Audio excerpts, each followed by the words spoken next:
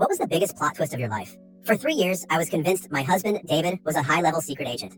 I'm not even kidding. My life felt like a low-budget Jason Bourne movie, and I spent most of my time terrified that one day, a group of men in black suits would vanish him into a windowless van. It started about 6 months into our marriage. David began working late at mysterious locations. He had 3 different cell phones, one for regular life, one that only rang at 3 o'clock a.m., and one that looked like it had been manufactured in the 1980s. He spoke 4 languages fluently, including Russian and Mandarin, but he'd never tell me where he learned them. Whenever I asked what he did for a living, he'd just sigh, look me in the eyes with this intense, pained expression and say, "Honey, the less you know about the logistics of global distribution, the safer you are." Who says that? A spy. A spy says that. The business trips were the worst part. He'd disappear for 2 weeks at a time to places like Zurich, Tokyo, or rural Ohio.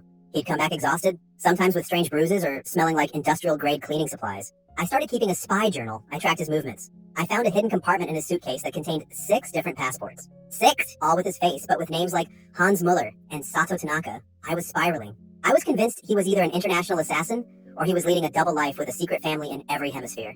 The stress was eating me alive. Finally, I couldn't take it anymore. Last month, David said he was going on an emergency extraction trip to a warehouse district in New Jersey. He told me not to call him, and that he'd be back in 48 hours. This was it. I decided to follow him. I rented a car, put on a baseball cap and sunglasses, the classic incognito look, and trailed his car at a safe distance. He pulled up to a massive, nondescript gray warehouse at midnight. No windows, high fences, armed security guards at the gate. My heart was pounding so hard I thought it would shatter my ribs. I watched him show a badge to the guard and drive inside.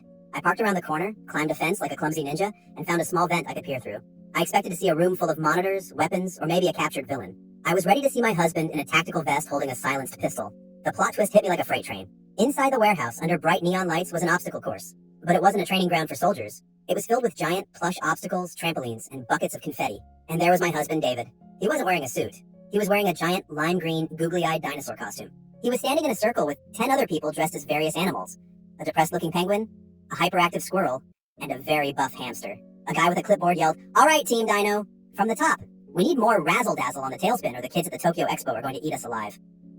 David, my international man of mystery, began doing a highly choreographed, incredibly complex breakdance routine in a foam dinosaur suit. He wasn't a spy. He was a world-class professional elite mascot. He didn't have multiple identities for espionage.